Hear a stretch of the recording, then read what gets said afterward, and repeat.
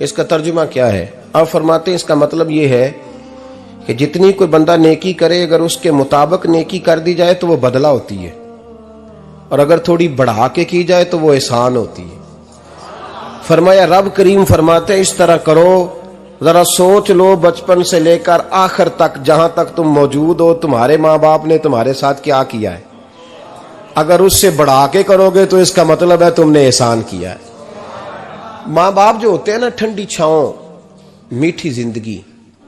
माँ अनपढ़ भी हो ना तो कम से कम यूनिवर्सिटी होती है, और बाप अगर बिल्कुल अंगूठा छाप भी हो ना, तो किसी कॉलेज में, मदरसे में, इदारे में ना पढ़ा हो, तो बेटे के हक में जिन चीजों की जरूरत होती है वो सारी अल्लाह बाप को अता करके भेजता है। माँ बाप को ना कुछ इल्म लदुन्नी अल्लाह देता है कि बच्चों के लिए कैसे आगे बढ़ना है। माँ बाप एक हुस्न है मुआशरे का। रब तबारक व तआला की देखे ना, अल्लाहु अकबर, दुनिया में किसी की मोहब्बत जांचनी हो ना तो मोहब्बत की तमसील दी जाती है। वतिलकल अमसालु नदरिबुहा लिन्नास, अल्लाह लोगों के समझने के लिए मिसालें बयान फरमाता है। अल्लाह तबारक व तआला ने जब अपना आप समझाना चाहा ना, तवज्जो है मेरी बात पर, जब मालिक ने अपना आप समझाना चाहा तो मेरे रब ने माँ बाप की मिसाल बयान फरमाई। रब्बिरहमहुमा कमा रब्बयानी सगीरा, या अल्लाह उन दोनों पे रहम फरमा। और ये लफ्ज रब यहां दो माने में आया है, उलमा बैठे। रब का माना होता है तदरीजन पालना का, या अल्लाह उन दोनों पे रहम फरमा जिन्होंने मुझे रब बन के पाला। यानी मतलब क्या, यहां रबूबियत का माना पालने के माने में, तदरीजन पालना। मेरे नबी पाक सल्लल्लाहु अलैहि वसल्लम ने फरमाया अल्लाह तुमसे 70 माओं से ज्यादा मोहब्बत फरमाता है। ये इमाम सयूती ने दुर्रे मंसूर में रवायत लिखी है। अच्छा भाई, अल्लाह ने भी मिसाल माँ की बयान फरमाई। फरमाया घर जाके अपनी अम्मा को देख लो, अम्मा तुमसे कितना प्यार करती है। बस उस प्यार को तोलना शुरू कर तो 70 माओं से भी ज्यादा रब तुमसे मोहब्बत फरमाने वाला है। माँ के सीने में ना, देखे ना, एक बच्ची होती है बीए, वो उसने कर लिया, उसकी अम्मा रोज कहती है बेटे सवेरे उठा कर। सास के पास जाएगी तो वो कहेगी कि इसकी अम्मा ने सवेरे उठना सिखाया ही नहीं, और बेटी कहती है अम्मा जो जावांगी वेखी जाएगी। अच्छा, उसकी शादी हो गई, उसकी सास ने आहिस्ता आहिस्ता शिकवे शुरू कर दिए, खामन से कहने लगी तू इसको उठाता ही नहीं सवेरे। वो भी कहता है कमरे में जाके अम्मा शिकवा करती है तू उठती नहीं। और बच्ची लाडली थी, वो नहीं थी उठती टाइम पे। जिंदगी के 22 साल 23 साल वो सवेरे नहीं उठी, वक्त पे नहीं उठी, मिसाल दे रहा हूं। फिर उसी बेटी को अल्लाह ने एक बेटा अता कर दिया। सुबह 100 आवाज उसकी अम्मा देती थी पर उसकी आंख नहीं खुलती थी, लेकिन उसी बेटी का बेटा शहरी के वक्त हल्का सा रोता है। सारी दुनिया सोई है पर अम्मा उसकी फटाफट जागती है, फटाफट जागती है। एक आदमी था तो उसकी बीवी इंतकाल कर गई और उसने तलाक दे दी। 10-11 साल का उसका बेटा था, उसने दूसरी शादी कर ली। एक दिन अपने बेटे से कहने लगा बेटे वो सगी अम्मा ठीक थी या ये वाली ठीक है? तो बेटा कहने लगा अब्बा जी ये ठीक है। वो सगी अम्मी झूठ बड़े बोलती थी, सगी अम्मी झूठ बड़े बोलती थी, झूठी थी, ये सच्ची है। उसने कहा बेवकूफ तेरी मां झूठी थी। उसने कहा अब्बा बड़ी। कहा किस तरह? कहने लगा अब्बा जी मैं ना, कभी आपको पता मैं शरारती हूं, कभी मैं शरारत करता था ना, कोई बर्तन तोड़ देता था तो मेरी सगी अम्मा मुझे थप्पड़ मार के बाहर निकालती थी। कहती थी मैं ताला लगाऊंगी बावर्ची खाने को, तुझे सारी रात रोटी नहीं देनी, तू आज भूखा ही रहेगा। बिल्कुल नहीं देना, सारी रात नहीं देना। बड़े दावे करती थी, कसमें उठाती थी, पर बड़ी झूठी थी। आधा घंटा भी नहीं गुजरता था तो गलियों में मुझे ढूंढने लग जाती थी, ढूंढ के लाती थी, ढूंढ के, और ला के ना तो गलती मेरी होती थी, रोना मेरी अम्मा शुरू कर देती थी।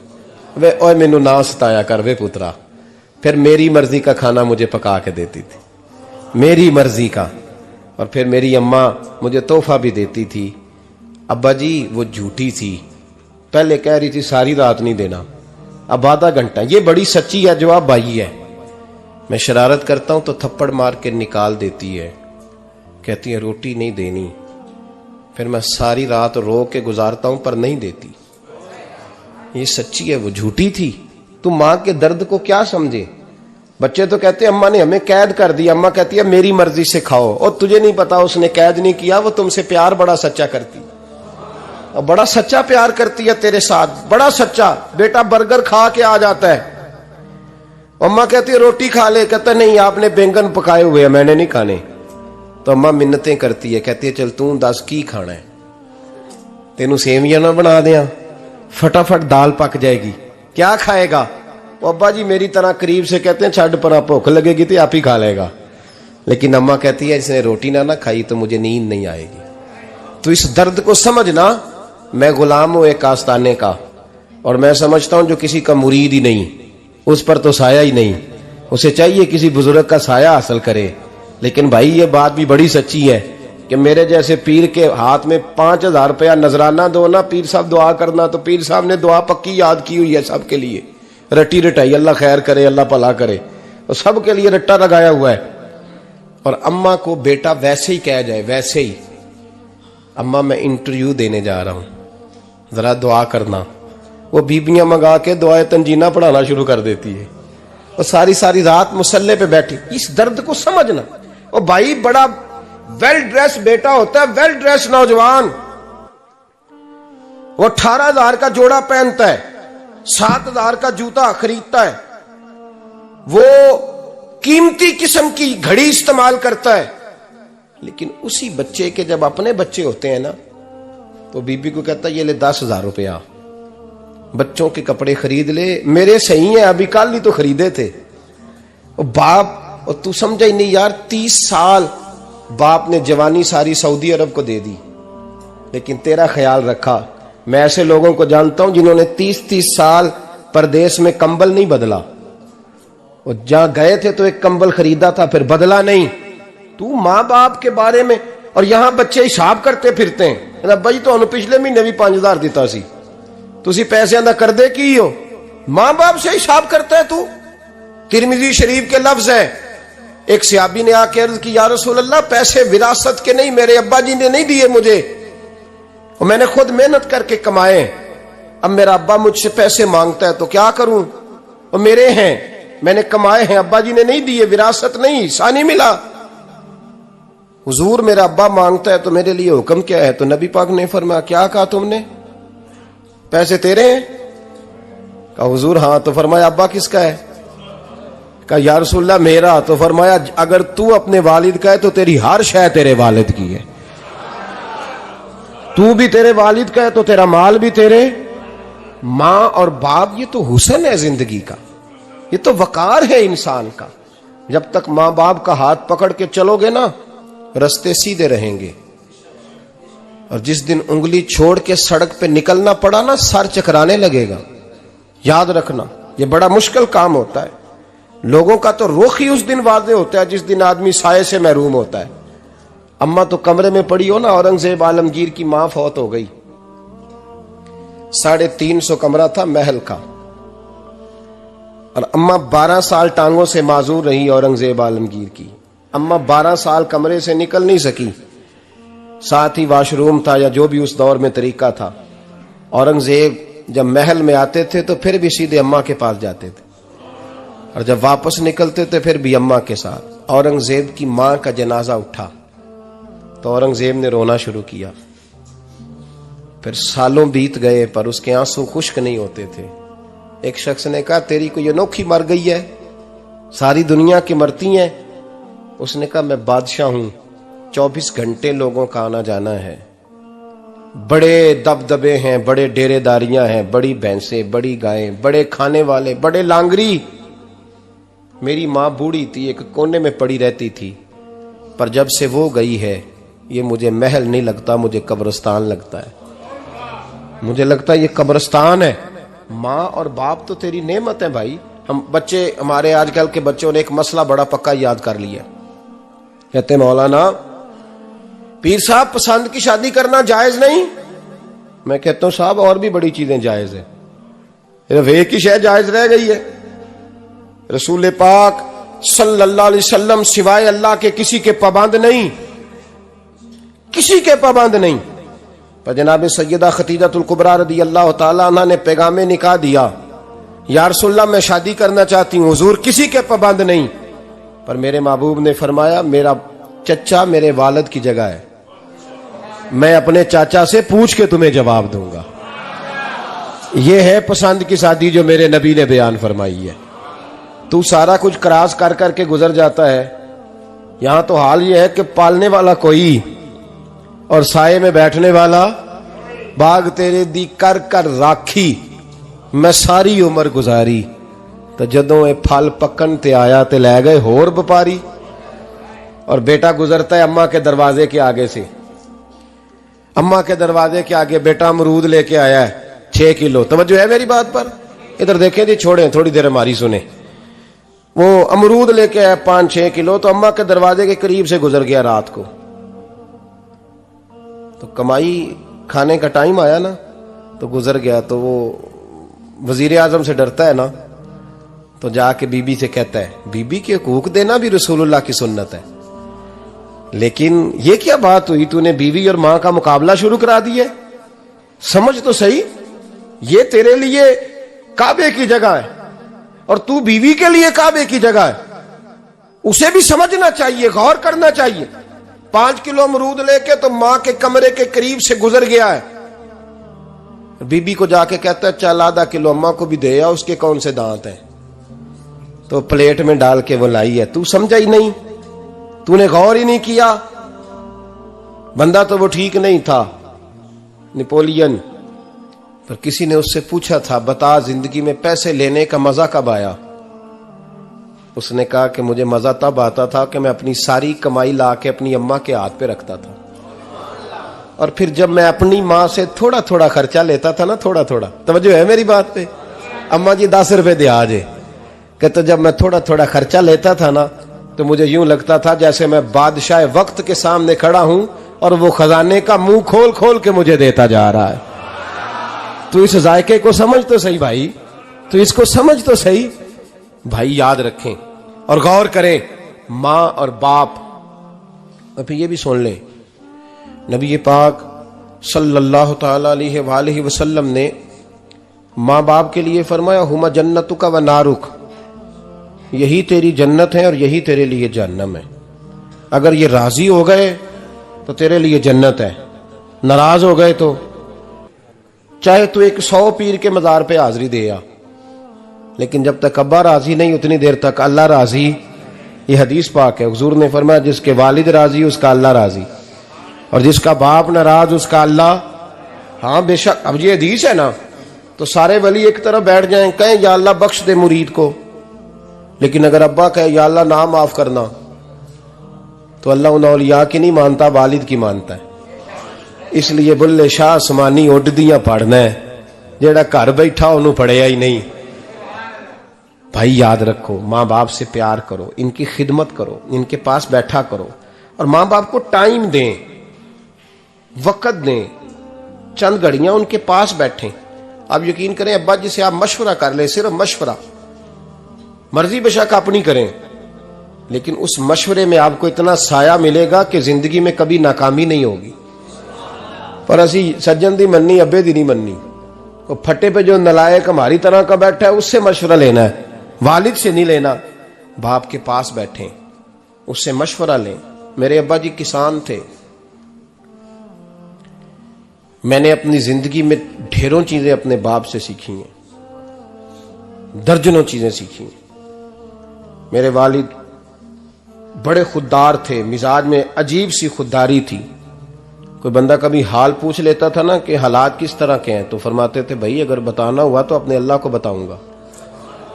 अल्हम्दुलिल्लाह बड़ा फजल है, मैंने उनके हाथों पे हमेशा छाले देखे, हमेशा छाले, लेकिन उनका हाथ कभी किसी दुनियादार के सामने फैलता हुआ नहीं देखा। लोग मुझे कहते हैं आप किस पीर साहब के साहबजादे हैं, तो मैं कहता हूं मैं उस पीर का साहबजादा हूं जिसने मेहनत करके हलाल की कमाई खाई सारी जिंदगी। ये लोग पीर नहीं होते, ये मुर्शिद नहीं होते, और मैंने दर्जनों चीजें सीखी उनसे। तो सीखने तो बैठ, तुझे हजारों चीजें मिलेंगी। भाई अपनी जिंदगी में माँ बाप की तरफ देखो, सबसे जरूरी काम है इन्हें वक्त दो। अम्मा के ओ भाई बड़ा मुश्किल है दुनियादारों से तारीफ कराना, ते अम्मा दे कोल ते एवं 2 मिनट राती बईए ना आखी अम्मा पैर कटे ना रजाई चो तेरे घुट छड़ा, ते अम्मा कहती जा मेरा पुत्र थकिया आया तू सो जाके, मैं कदों काम लगी सा, मैं कदों हल वाहन डई सा, जा सो जा जाके। बस ये कार्रवाई है। तूने 2 मिनट के लिए कह दिया, सवेरे पूरे मोहल्ले में तेरी अम्मा कहेगी अल्लाह मेरे पुत्र वर्गा पुत्र सारिਆਂ ਨੂੰ दे। राती आउंदा है ते मैनू घुट के सौंदा है, अल्लाह घुटिया कोई नहीं सुना भी कार्रवाई पाई सू, लेकिन वो सबको बताती है। तो भाई इतनी कीमती चीज और तू छोड़ के बैठ। मैं कभी जलसे से देर से आता था ना, अब तो जाता नहीं ज्यादा जगहों पे, कोशिश करता हूं कि चलो माहौल के मुताबिक, थोड़ा खुश्क आदमी हूं तो हर जगह सेट नहीं हो पाता, इसलिए कम जाता हूं। तो कभी रात को आते थे ना देर से, मेरी अम्मा जी शुगर की मरीज थी, तो मैं छोटे भाई को फोन करता था कि अम्मा जी सो गए, कहते सो गए। मैं कहता था कि तू ना इस तरह कर, नीचे आ जा, 2 बज गए, वो शुगर की मरीज है, आंख खुल जाए ना तो दोबारा लगती नहीं बुजुर्गों की, तो तू दरवाजा खोल दे, अंदर दस्तक दी तो दिक्कत होगी। तो मैं जूते उतार के अंदर दाखिल होता था, तो पहला कदम रखता था तो मेरी अम्मा बोल पड़ती थी पुत्र आ गए, आ गए। ओ भाई तू इस दर्द को समझना, कोई तुझे मिलेगा, कोई मिलेगा तुझे ऐसा। अब मैं दूर दराज भी चला जाता हूं, उनकी जिंदगी में नहीं जा पाया, कहते हमने नहीं जाना, घर में रहना है, इस कैफ को समझ ले, इस दौलत के करीब हो जा। हजरत अबू हुरैरा रदी अल्लाह ताला अन्हु फरमाते हैं मेरी अम्मा बूढ़ी थी, मैं उनकी खिदमत करता था। बाप की खिदमत और माँ की खिदमत सबके हिस्से में नहीं आती, ये रब जिसे महबूब रखता है उसे ये मौके अता करता है। खुश नसीब है जिसे बूढ़ा बाप मिले और वो नौकरी करे, खुश किस्मत है जिसको बीमार माँ मिले और वो नौकरी करे। हजरत अबू हुरैरा फरमाते मेरी अम्मा बूढ़ी थी, तो उनका मैदा कमजोर हो गया था, तो मैं उठा के पखाना पेशाब करता था तो कई दफा मेरे ऊपर कर देती थी।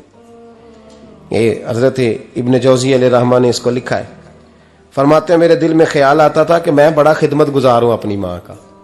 एक दिन मैं हजरत उमर के पास बैठा था उनके दौरे खिलाफत में, तो एक शख्स आ गया। उस शख्स ने आकर के कहा कि हजरत उमर से हुजूर एक मसला पूछना है। फरमाया पूछो। वो कहने लगा हुजूर मेरी अम्मा बूढ़ी हो गई है, बीमार रहती है, मरीजा है, मुझे आवाज देती है बेटे पेशाब आया है, आवाज देती है, तो मैं अम्मा को उठाता हूं। अभी मैं बैतुल खिला तक, वॉशरूम तक जाता नहीं कि मेरी अम्मा मेरे ऊपर पेशाब कर देती है। हजरत उमर से कहने लगा हुजूर बचपन में मैं अम्मा पे पेशाब करता था, अब अम्मा मेरे ऊपर कर देती है, तो हक अदा हो गया ना। हजरत अबू हुरैरा कहते हैं जब उसने सवाल पूछा तो मेरे भी कान खड़े हो गए। मैंने कहा ये तो मेरे वाला मसला पूछ रहा है, मेरे वाला मसला पूछ रहा है। मेरे पास एक दोस्त जुमा पढ़ने आते हैं बड़ी दूर से, मुझे कहने लगे हजरत साहब जदों भी मैं आउना ना तुसी मेरी ही गल छेड़ देंदे हो, वो जो बात होती है ना बिल्कुल मेरी ही होती है। मैंने कहा नहीं यार जो मैं कर रहा होता हूं वो मेरी भी होती है, वो सारे मुआशरे की होती है। हमें लगता है कि मेरी हो रही है, हालांकि वो बात हमारी सबकी मुश्तरका होती है। सुन ले और याद रख लें। हजरत अबू हुरैरा फरमाते मेरे कान खड़े हो गए। मैंने कहा इसने तो मेरी बात पूछनी शुरू कर दी। हजरत फारूक आजम से कहने लगा हुजूर बचपन में मैं अम्मा पे पेशाब करता था, वो मेरे ऊपर कर देती है, तो हक अदा हो गया। हजरत उमर कहने लगे नहीं कोई नहीं हुआ। उसने कहा हुजूर मुझे समझाएं, वो सारे काम जो मैं अम्मा के साथ करता था अम्मा मेरे साथ करती है, तो क्यों नहीं हुआ। हजरत उमर कहने लगे भाई पेशाब तो तू भी अम्मा पे करता था और अम्मा भी तेरे ऊपर करती है, पर तेरी और तेरी मां की सोच में बड़ा फर्क है। उसने कहा हुजूर किस तरह, तो क्या जवाब है सैयदना फारूक आजम का, लौ काना नबिय्यम बाद लकाना उमर इब्न खत्ताब। क्या जवाब है। हजरत उमर फरमाने लगे तेरी और तेरी मां की सोच में बड़ा फर्क है। कहा हुजूर किस तरह। फरमाया जब तेरी अम्मा तेरे ऊपर पेशाब करती है ना तो तू दुआ करता है कि या अल्लाह बूढ़ी हो गई है इसे पर्दा दे दे, और जब तू अपनी अम्मा पे पेशाब करता था तो वो दुआ करती थी या अल्लाह मेरे लाल को लंबी जिंदगी अता फरमा। फरमाया ये तेरा और उसका फर्क है, तू पर्दे की दुआएं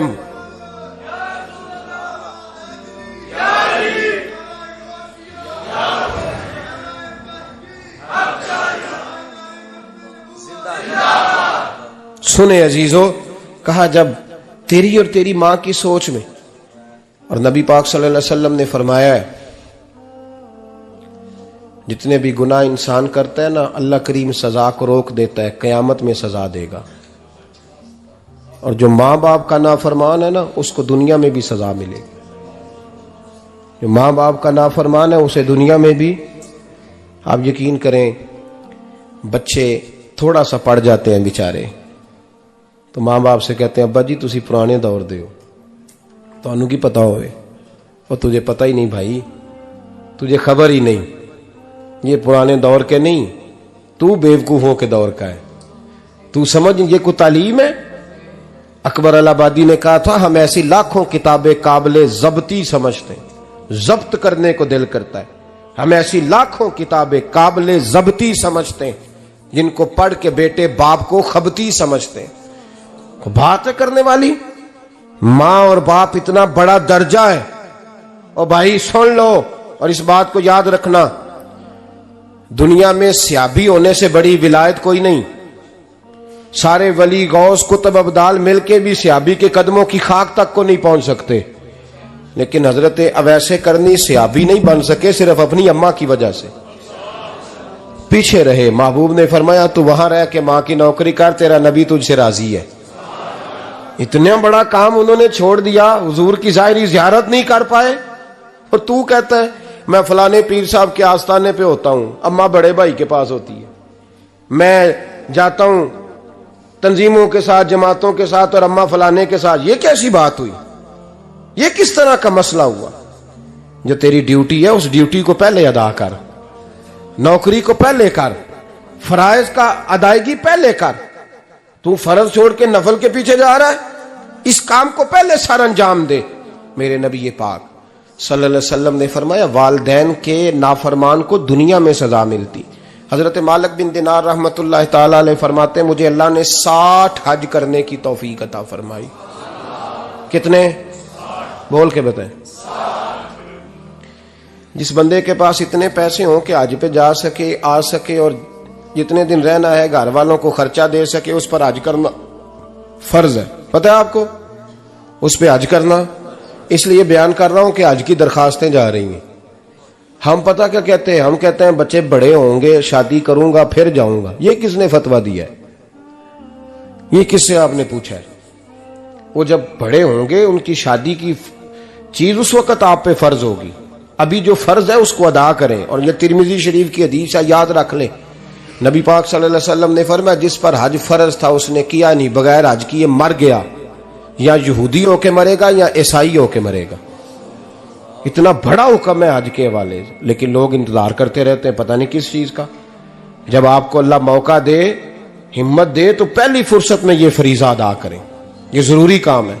हजरत मालिक बिन दिनार फरमाते मैंने 60 हज किए। एक हज के मौके पर मैंने बड़ा रश देखा, लाखों का इज्तिमा हुआ। मेरी बातों की समझ तो आ रही है ना आप दोस्तों? जो नहीं बोल रहे उन्हें भी आ रही है ना? अल्लाह जज़ा दे। कहते लाखों का मजमा था, तो मेरे दिल में ख्याल आया, मैंने कहा अल्लाह इतने लोग आए हैं, इनका हज कबूल भी हुआ है कि नहीं? फरमाते मैं सोच रहा था तो रात को ना ख्वाब में मैंने किसी कहने वाले को कहते हुए सुना कि सब का कबूल हो गया है। बल्ख का रहने वाला मोहम्मद बिन हारून बल्खी है, उसका हज कबूल नहीं हुआ। फरमाते हैं शहरों के अलग-अलग खैमे लगते थे। अब भी आप हज करने जाएं तो पाकिस्तानियों की रिहायशें अलग होती हैं, इंडियन की अलग, बांग्लादेश के अलग, मिस्री, यमनी, सब लोग अलग-अलग रिहायशें होती, झंडे लगे होते हैं मुल्कों के। कहते मैंने सवेरे उठ के ढूंढना शुरू कर दिया, ढूंढता हूं वो बंदा मिले। कहते जहां बल्ख शहर के लोग रहते थे वहां चला गया, तो मैंने लोगों से पूछा तुम में मोहम्मद बिन हारून बल्खी कौन है? लोग कहने लगे वो तो बड़ा नेक आदमी है, परहेजगार है, बड़े भोले भाले, बड़े अल्लाह वाले, रियाज आपको बस हम ही जानते हैं, वो तो बड़ा नेक है, परहेजगार आदमी। कहते मैंने कहा अच्छा कहां है? उन्होंने कहा पहाड़ के पीछे उसने खैमा लगाया हुआ है, सारी रात इबादत करता है, सारा दिन रोजा रखता है, कायमुल लैल है, साइमुद दहर है। क्या बात? फरमाते हैं मैं उन लोगों की बात सुन के हैरान हो गया कि मुझे क्या बताया गया, ये क्या कह रहे हैं। फरमाते हैं मैं पहाड़ के पीछे गया। हजरत मालिक बिन दिनार अलैहि रहमा फरमाते हैं जब मैं वहां पहुंचा तो मैंने उस शख्स को मुसल्ले पे बैठे देखा। कसरत इबादत के आसार उसके वजूद पर नजर आ रहे थे। सीधा बाजू उसका कटा हुआ था। फरमाते 2 रकते मुकम्मल करके ना मैंने उससे अस्सलाम वालेकुम कहा तो मुझे कहने लगा वालेकुम अस्सलाम, आप मालिक बिन दिनार हैं। मैंने कहा बड़ी इसकी फिरासत है। फरमाते फिर उसने ठंडी सांस ली, कहने लगा आपको ख्वाब आई होगी कि मेरा हज कबूल नहीं हुआ। फरमाते हैं मुझ पर और बिजली गिरी कि क्या कह रहा। मैंने कहा यार लोग भी तेरी तारीफ कर रहे हैं और तेरी बसीरत भी बड़ी है, तो ये माजरा क्या है। कहने लगा आप ना पूछें। ये कह के उसने रोना शुरू किया, देर तक रोता रहा। मैंने कहा नहीं यार तू बता। कहने लगा नहीं आप ना पूछें, आप नाराज होंगे। मैंने कहा मैं नहीं होता, तू बोल ना। कहने लगा हुजूर 24 साल हो गए मुझे हज करते हुए, 24वां हज है मेरा, और हर साल कोई अल्लाह का वली आके बताता है कि जा चला जा तेरा कोई नहीं कबूल हुआ।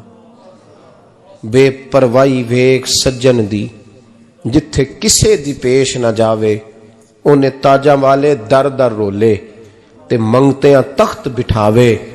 आजम किसे नु कारा मिलदा ही कोई काबे ओ खाली आवे। कहते हैं उसने मुझे कहा हुजूर 24वां हज है, हर साल कोई बताता है। मैंने कहा तेरी गलती। कहने लगा मैं अपनी मां का नाफरमान। मैंने कहा वाकया क्या हुआ। कहने लगा हजरत अल्लाह ने मुझे दौलत दी, माल दिया, जमीनें दी, तो मैं अय्याश हो गया। आप यकीन करें अल्लाह लोगों को माल देता है तो वो समझते हैं मेरी चालाकी से आया है, मैं तेज बड़ा था इसलिए आया है। नाफरमान होते हैं। लेकिन जो रब लेना जानता है, देना जानता है, वो लेना भी। वारस शाह मान करी ना वारसा दा, रब बेवारसा करके मार दई। लोग बड़े स्मार्ट बन जाते हैं, उनकी गुफ्तगू में बड़ा तकब्बुर होता है, उनके निगाहों के अंदाज में बड़े, वो कहते हैं ओहो सब लोग बेवकूफ हैं, सिर्फ मैं सियाना हूं, काम जो सही चल रहा है। ओ भाई 1 मिनट लगता है इंसान को बादशाह से फकीर होने में। एक इमाम मालिक रहमतुल्लाह अलैह बैठे थे तो हारून रशीद आपसे कहने लगा इमाम अबू मालिक से, हजरत बताएं इस वक्त अल्लाह क्या कर रहा है। आप फरमाने लगे यार तू बड़े मोटे दिमाग का है, किस तरह के सवाल पूछता है। बादशाह था ना, कहा नहीं आप बताएं। तो इमाम मालिक फरमाने लगे तू तख्त पे बैठ के सवाल पूछता रहता है और मैं नीचे बैठ के जवाब देता रहता हूं, नीचे आ फिर बताता हूं। उसने कहा जनाब बताएं। फरमाने लगे तू सवाली है ना, तो तू नीचे बैठ और मैं ऊपर बैठता हूं। क्या जनाब आ जाए। हारून रशीद नीचे आ गया, इमाम मालिक तख्त पे बैठ गए। फरमाने लगे अब बता क्या पूछ रहा था। कहने लगा हुजूर पूछा था अल्लाह इस वक्त क्या कर रहा है। फरमाने लगे रब इस वक्त तुझे समझा रहा है कि इस तख्त पे तकब्बुर न करना, 1 मिनट लगता है मैं तुझे उठा के मालिक को बिठा दिया करता हूं। ये तुझे समझा रहा है, लिहाजा इस समझ पे कायम रहना, तकब्बुर न करना, 1 ही तो मिनट लगता है, ये तुझे समझा रहा है। तो वो शख्स कहने लगा मोहम्मद बिन हारून बल्खी इमाम मालिक बिन दिनार से कि हुजूर बड़ी दौलत थी तो मैं अय्याश हो गया था। रमजान का महीना था, अम्मा तंदूर में रोटियां लगा रही थी, मैं शराब पी के घर आ गया। हमारे यहाँ ये भी फैशन है ना, अब मेहंदी वाले दिन चौधरी साहब के डेरे पे जवान शराब पीते हैं तो पूछते हैं हाजी साहब आप तो हाजी भी हैं, तो डेरे पे मुंडे क्या करते रहे। कहते मैं डेरे तो सा मैनू नहीं पता, वो कार लगे सन। हाजी साहब आपको सारा पता है और अल्लाह आपसे पूछ लेगा। यहां तो कोई आदमी चुप कर जाएगा आपके किलों की वजह से, लेकिन अर्श के मालिक को भी तो जवाब देना है कि नहीं। क्या तरीका है देखे ना, कुल वाले दिन महफिल और मेहंदी वाले दिन अल्लाह से सिर्फ दुखों का रिश्ता है, रसूलुल्लाह से सिर्फ गमों का रिश्ता है। अगर तूने ढोल ढमक्का शोर शराबा किया है शादी वाले दिन, तो कुल वाले दिन भी बजा, तेरा पता चले, जनाजे पे भी बजा। क्या तमाशा है। मजहब सिर्फ रस्म है, जरूरत है। कोई मर गया तो कुरान पाक खोल लो, बाकी जो मर्जी करो। हज भी कीती जांदे हो, लहू भी पीती जांदे हो, खो के माल यतीमां दा भेज मसीती जांदे हो, फट दिलां दे सींदे नहीं, टोपियां सीती जांदे हो, नफ्स ते छुरी फेर दे नहीं, बकरे कीती जांदे हो, फर्ज भुलाई बैठे हो, नफला नीति जांदे हो, ओ दसो ते सही बुल्ले नू ए की कुछ कीती जांदे हो, ओ दसो ते सही बुल्ले शाह नू की कुछ कीती जांदे हो। कोई तरीका है? कोल शरीफ पे मौलवी साहब तशरीफ लाइएगा, अब्बा जी के कोल है, तो मैं तो कहता हूं बजा ना बैंड बाजे वाला आज भी, तेरा पता चले कि ये दो काम कैसे होते हैं। तू किस तरह दो कश्तियों का, समझ नहीं आती बात की। मैं तो जाता ही नहीं बैंड बाजे वाली शादी पे, मैं कहता जिनको मर्दी पढ़ा लो ने कहा, हमसे नहीं दो काम होते। अल्लाह रोजी देने वाला है, एक ही करते हैं, दो रंगी छोड़ के यक रंग हो जा, सरासर मोम हो जा या संग हो जा, मौज करो। हम इस चक्कर में पड़ते ही नहीं, हम वो रास्ता ही छोड़ देते हैं जो हमारी तबीयत के मुताबिक नहीं होता, बस खत्म हो गई बात। इसलिए गौर करें और याद रखें इस बात को। इमाम मालिक बिन दिनार रहमतुल्लाह अलैह फरमाते हैं, मुझसे कहने लगा पैसे आए तो मैं याश हो गया। रमजान का महीना था, असर के बाद मेरी अम्मा इफ्तारी की तैयारी कर रही थी, मैं गया, मैंने कहा शराब पी हुई, अम्मा रोटी दे, तो अम्मा कहने लगी शर्म कर, शर्म कर, रोजा रखा नहीं तो जिन्होंने रखा है उनका तो ख्याल कर। कहते अम्मा की बात का मुझे गुस्सा लगा।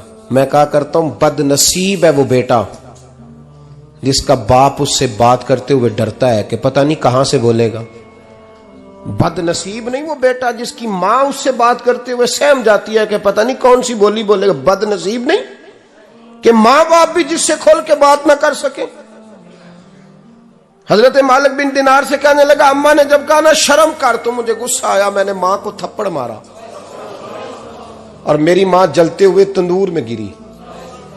लोगों ने मुझे पकड़ के अंदर बंद कर दिया कमरे में। सारी रात मैं शोर सुनता रहा पर नशे में धुत रहा। सवेरे आंख खुली तो मेरी बीवी बैग बांध रही थी। मैंने कहा कहां जा रही हो? कहने लगी जो मां का नहीं बना मेरा कैसे बनेगा।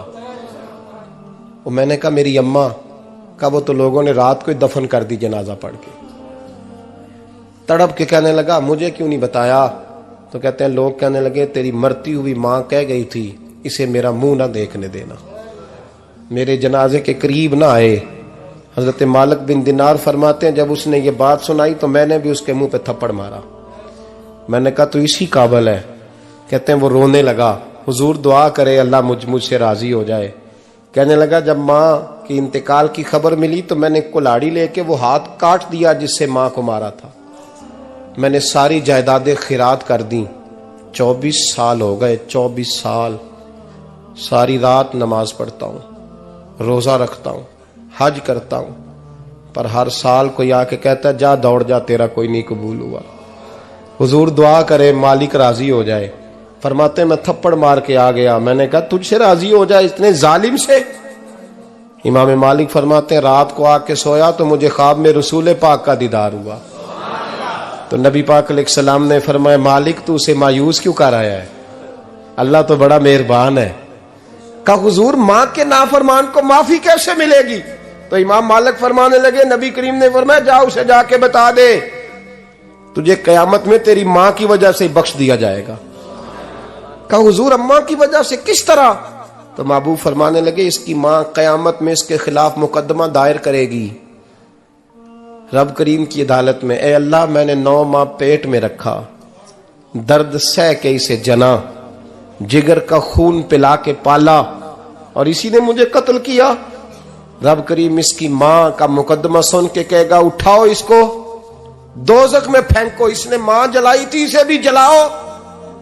महबूब फरमाने लगे जब पकड़ करके मालिक उसको मोहम्मद बिन हारून को लोग ले जाएंगे ना जहन्नम की तरफ,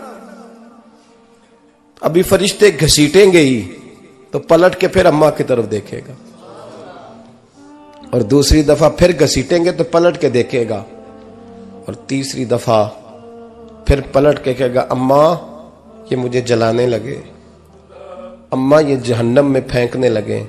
मेरे हबीब फरमाने लगे वो जल के मरने वाली मां वहां भी बोल पड़ेगी, कहेगी या अल्लाह चल मैंने माफ किया तू भी माफ कर दे। ऐ अल्लाह मैंने माफ किया तू भी माफ कर दे, अल्लाह तू माफ कर दे इसे,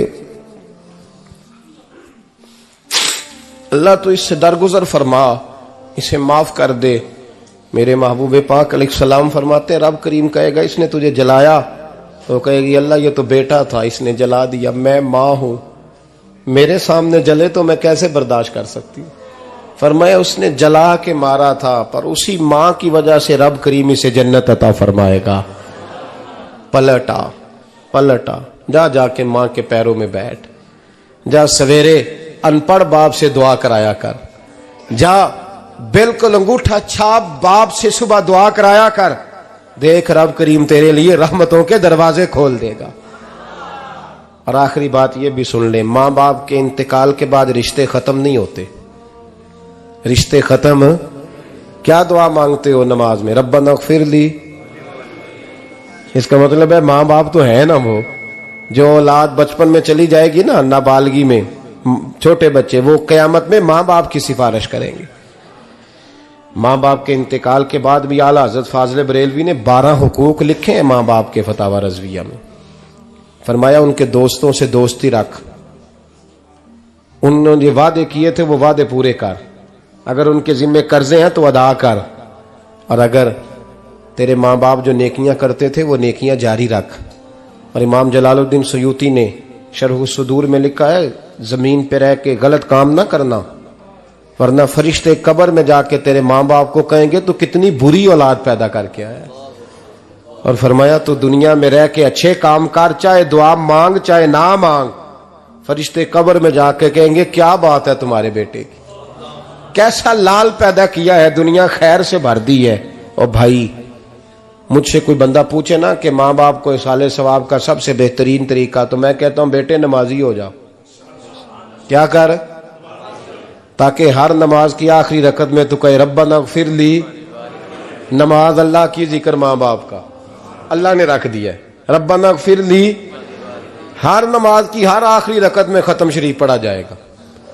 और नमाज के अंदर पढ़ेंगे इंशाअल्लाह ताला, पढ़ेंगे नमाज इंशाअल्लाह, वादा नहीं करा रहा। दाढ़ी किसकी सुन्नत है? नहीं, जिन्हें नहीं रखी हो बोलो, जिन्हें रखी हो तो बोलन डाया ने। किसकी सुन्नत है? तो सरकार के गुलामों ने रखनी है, किसी और ने रखनी है? गुलाम कहते हैं अभी हम नेक ही नहीं, नेक होंगे तो रखेंगे। वो खुदा के बंदो, नेक तो सारी जिंदगी बंदा नहीं होता। कभी किसी ने दावा किया है वली गौस कुतुब ने कि अब मैं बिल्कुल गुनाह नहीं करता, मैं पाक साफ हो गया हूं? किया है कभी? ये शैतान का वसवसा है। दाढ़ी हुजूर की सुन्नत है, और रखो तो नबी पाक की मर्जी के रखो, पूरी मुट्ठी रखो, अपनी मर्जी की ना रखो। जितनी मुझे अच्छी लगती है उतनी मैंने रख ली, एक मुट्ठी दाढ़ी रखें। सारी दुनिया की ट्रेनें गुजरती हैं तो गुजर जाएं, नमाज का वक्त नहीं गुजरना चाहिए, बस खत्म हो गई बात। दुनिया तो चंद रोज है, ओ पईयां देश दियां कबरां जिन्हां ते फुल पे, उधरों कोई नहीं जी आमदा ते इधरों लखां गए। नमाज सबसे पहले, इसलिए कि रब रसूल के बगैर हमारा गुजारा ही नहीं, गुजारा ही नहीं। नमाज, कुरान पाक और दुरूद सलाम, ये कज़ा होना ही नहीं चाहिए, जो मर्जी हो जाए। और साथ साथ सुन्नत और शरीयत का लिहाज करना सीखें। और मेरी अपील ये है, हर इमारत पे गुलाफ नहीं चढ़ता, सिर्फ खाना काबा पे चढ़ता है। हर किताब का गुलाफ नहीं होता, सिर्फ कुरान पाक का होता है। हर बीबी का पर्दा नहीं होता, सिर्फ मुसलमान औरत का होता है। जो चीजें पर्दों में होती हैं ना, वो मुकद्दस होती हैं। और भाई टाफी से भी रैपर उतार दो तो मक्खियां बैठने लगती हैं। तो जो बीबी पे पर्दा होगी उस पे बुरी नजरें नहीं जमेंगी। ड्यूटी है आपकी, बेटियों को पर्दा कराएं, बहनों को पर्दा कराएं, माँ बाप माओं को गुजारिश करें। पर्दा हुस्न है मुसलमान का। जिस घर में पर्दा रहता है उस घर में अल्लाह के फरिश्ते रहमत नाज़िल फरमाते हैं। ये कोई फैशन, कोई तरीका, कोई मतलब ही नहीं इन चीज़ों का। बापर्दा करें अपने घरों को। दुआ करता हूँ अल्लाह तबारक व तआला मेरी इस हाज़िरी को कबूल फरमाए, अल्लाह आप सबका आना कबूल फरमाए। और जो कुछ मैंने कहा अल्लाह तबारक व तआला हमारे दिलों में, हमारी रूहों में इस जज्बे को जागुज़ी फरमाए। आखिर दावाना अल्लाह सलामत रखे। अब काफी नहीं हो गया काम? मैं तकरीर भी इतनी करता हूँ 35-40 मिनट की, यहां तो कुछ ज्यादा हो गई है मेरा ख्याल है। तो थोड़ी बात करने की कोशिश किया करता हूँ। चलो मेरी राय ये है कि खुराक थोड़ी हो तो हजम जल्दी हो जाती है। अरसलान साहब से मैंने कहा मेरा खाना ना पकाना, मेरा मौक़िफ़ ये है कि महफ़िलें सस्ती करनी चाहिए ताकि ज़्यादा होनी शुरू हो जाए।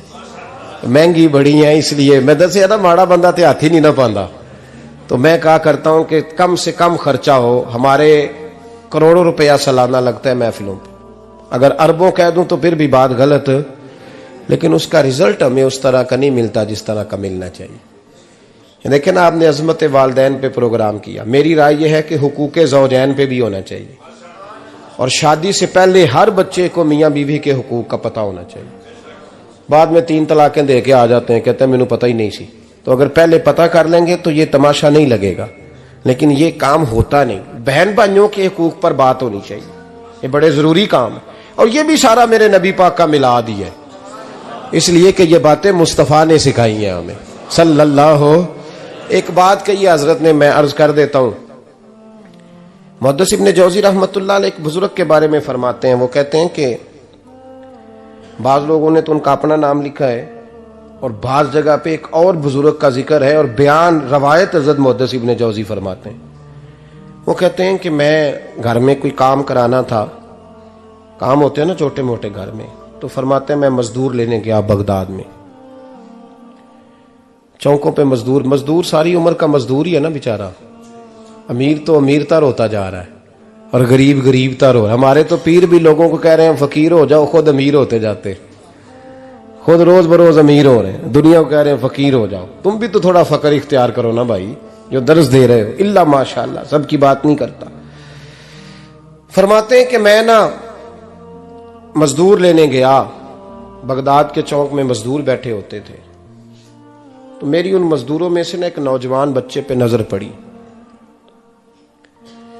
बड़ा कमजोर सा वजूद था, लेकिन चेहरे पर इबादत का निशान था। माथा बताता था कि नमाज का बड़ा ख्याल रखता है। मैं उसके करीब गया, चेहरे भी बड़ा कुछ बताते हैं ना, चेहरों में भी बड़ी रानाई होती है। फरमाते हैं मैं करीब गया, मैंने उसको कहा बेटे मजदूरी करोगे? तो कहने लगा मजदूरों में बैठा हूं तो हुजूर मजदूरी के लिए ही तो बैठा हूं। तो मैंने कहा कि चलो फिर। कहने लगा नहीं मेरी कुछ शर्तें। मैंने कहा बताओ? कहने लगा पहली शर्त यह है कि लोग 4 दिनार दिहाड़ी लेते हैं, मैं 3 दिनार लूंगा। मैंने कहा यार बे तो बड़ी बेहतरीन है, बाकी भी इस तरह की रख ले। उसने कहा हुजूर दूसरी शर्त यह है कि मैं आपकी मुकम्मल बात मानूंगा, लेकिन जब अजान हो जाएगी फिर आपकी नहीं सुनूंगा। तीसरी बात उसने ये की कि हुजूर मैं आपके घर में काम करूंगा पर आपके किसी सवाल का जवाब नहीं दूंगा। कहते हैं मैंने कहा यार तू बड़ा अजीब है, शर्तें तो मालिकों की होती हैं। कहने लगा जी बहरहाल मैं शर्तें लगा के जाता हूं। फरमाते हैं मैं उसे घर ले आया, काम मैंने उसको बताया, तो जो काम मजदूर सारे दिन में करता है ना उसने 2 घंटे में कर दिया। हमारे मजदूर सिगरेट पीने में भी तो आधा घंटा लगाते हैं ना, वो चाय पीने जाएं तो पौना घंटा। वहां उनको भी तो दयानतदारी करनी चाहिए कि नहीं करनी चाहिए? ने मुआहदा किया है ना जी, तो पूरा उतरना चाहिए ना। कहते 2 घंटे में। अब काम जब बंदा शुरू कराता है तो काम और निकल आता है। कहते काम मैंने उसको और बता दिया, वो करने लगा। उसने मिट्टी निकाल के रखी थी बाहर रास्ते में, तो अजान हो गई जोर की। उसने वहीं कुदाल छोड़ी कई और चलने लगा। तो मेरा बेटा कहने लगा इसको जरा बराबर कर दो। कहने लगे चुप कर जा, तेरे बाप से बात हुई थी, जब अजान होती है तो मैं किसी और की नहीं सुनता, सिर्फ अल्लाह रसूल की सुनता हूं। कहते हो मस्जिद चला गया, नमाज पढ़ के आया तो दोपहर का वक्त था। मेरी बीबी कहने लगी इसको को खाना खा ले। कहते हमने कहा खाना खा लो, तो कहने लगा मैंने रोजा रखा हुआ, रमजान भी नहीं था, नफली रोजा रखा हुआ। फरमाते हैं शाम हुई, मैंने 3 दिनार दिए, तो मैंने कहा तेरा नाम क्या है? कहने लगा मैंने आपसे कहा था मैं किसी सवाल का जवाब नहीं दूंगा। कहते वो चला गया। अगले दिन मैं फिर लेने गया उसे, काम कुछ और निकल आए, तो लोगों ने बताया वो सिर्फ हफ्ते वाले दिन आता है। मैंने कहा क्यों? कहने लगे जी वो कहता है मेरा हफ्ते का खर्चा 3 दिनार है, जब 3 दिनार कमा लेता हूं तो बाकी सारा टाइम अल्लाह रसूल की जिक्र में गुजार दिया करता हूं। फरमाते हैं जी अगले हफ्ते मैं फिर लेने गया, मैंने पूरा हफ्ता इंतजार किया कि काम उसी से कराना है। मैं जब गया तो मैंने कहा चलो। कहने लगा मेरी शर्तें याद है ना? और मैंने कहा याद है भाई साथ चल। फरमाते हैं काम कराया, 2-3 हफ्ते वो आता रहा। एक हफ्ते में गया तो लोगों ने कहा हुजूर आज नहीं आया। क्यों? कहने लगे बीमार हो गए। कहाँ घर है? कहने लगे बगदाद के कब्रिस्तान के पीछे जो कच्ची आबादी है उसमें रहता है। फरमाते मैं गया, दरवाजे पे दस्तक दी तो कहने लगा हुजूर आप हैं? दरवाजा खुला है, आ जाइए। फरमाते मैं अंदर गया तो मैंने कहा तुम्हें कैसे पता चला मैं आया हूं? कहने लगा हुजूर अल्लाह वाले हो, आप नहीं आना था, वरना अमीर तो गरीबों का पता लेने कोई नहीं आते। कहते मैं करीब गया तो कहने लगा मैं आपका इंतजार कर रहा था, तेज बुखार है, तप रहा। जेब से कुछ पैसे निकाले, कहने लगा ये पैसे रख लें। एक अंगूठी निकाली, कहने लगा हुजूर आज रात को मेरा इंतकाल हो जाएगा, इन पैसों का कफन खरीद के सुबह जनाजा पढ़ के मुझे दफन कर देना, और जब दफन करो तो ये अंगूठी लेके असर के बाद हारून रशीद के पास जाना, आप उसे कहना मैंने मिलना है पर वो आपको टाइम नहीं देगा, आप उसको आवाज दीजिएगा कि तेरी एक अमानत है मेरे पास, फिर वो आपसे मिलेगा तो अंगूठी दे दें, फिर आप मेरी तरफ से फारिग हैं। हजरत फरमाने लगे तेरा नाम?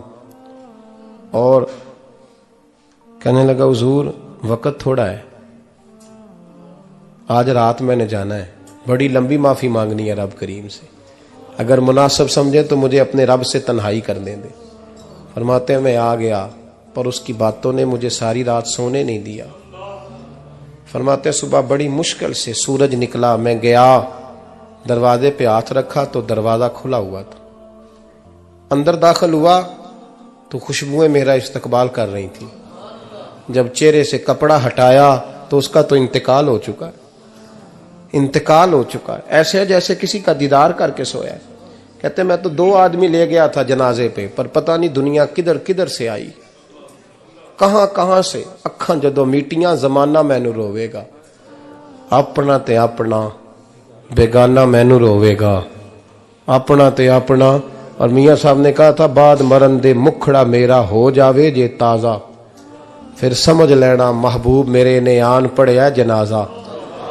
और किसी उर्दू के शायर ने कहा था मेरे मरने पे हर सू शोर मच जाएगा देखोगे, अल्लाह मेरे मरने पे हर सू शोर मच जाएगा देखोगे, कहने अलविदा सरकार खुद तशरीफ लाएंगे। फरमाते हैं मैं तो 2 बंदे ले गया था पर पता नहीं मखलूक कहां कहां से आई। जनाजा पड़ा, दफन किया। हारून रशीद के पास में असर के बाद गया, मैंने बुलाना चाहा पर बादशाह था, मेरी तरफ देखा ही नहीं। मैंने उसको कहा तेरी एक अमानत मेरे पास है। फरमाते हैं वो मुझे कोने पे ले गया, क्या बात है, कमरे में बुलाया, मैंने अंगूठी दी। हारून रशीद तो चीखे मारने लगा, कहने लगा अंगूठी वाला कहाँ है? मैंने कहा वो तो इंतकाल कर गया। कहने लगा मुझे कब्र पे ले चल। कहते मैं कब्र पे लाया तो वो लेट गया, तड़प के रोने लगा। मैंने कहा मेरा कलेजा फट जाएगा, ना उसने कुछ बताया ना तूने बताया, ये कौन था? तो हारून रशीद कहने लगा ये मेरा बेटा था। मैंने कहा तेरा बेटा और मजदूर? कहने लगा हुजूर ये हजरत दाऊद ताई के पास बैठा करता था, उनका मुरीद था, मुझे रोज कहता था अब्बा तूने बड़ी दुनिया इकट्ठी कर ली है, मरते वक्त तुझसे टांगे समेटी नहीं जाएंगी, इतना हिसाब नहीं तू दे सकेगा। मैं इसको समझा देता, इसकी अम्मा समझा देती। ये रोज हमें कहता छोड़ दो आ जाओ अल्लाह रसूल की बारगाह में झुक जाएं, हम समझ। एक दिन ये चला गया, कहने लगा फिर तुम्हारा रास्ता और है और मेरा रास्ता और है। ये सोने की अंगूठी गलती से इसके पास रह गई थी, गलती से हीरे की अंगूठी चली गई। कहने लगा देखो मेरे बेटे ने आज वो भी वापस कर दी है। फिर तड़प के कहने लगा हारून रशीद था तो ये मेरा बेटा, पर मेरा मुर्शद निकला, मेरा पीर निकला। भाई जिंदगी तो बड़ी थोड़ी है ना। बाबा साहब ने कहा था उठ फरीदा सुत्या, और दाढ़ी आ गया ही पूर, अग्गा नेड़े आ गया ही, पिछा रह गया ही दूर। उठ फरीदा सुत्या खलकत वेखन जा, मते कोई मिल जाई बख्शिया ते तू ही बख्शिया जा। उठ फरीदा सुत्या झाड़ू दे मसीत, तू सुते रब जागदा तेरी डाडे नाल परीत। मेरा रब हमें भी अपनी बारगाह में कबूल फरमाए। आखिर दावाना अनिल हम्दुलिल्लाह।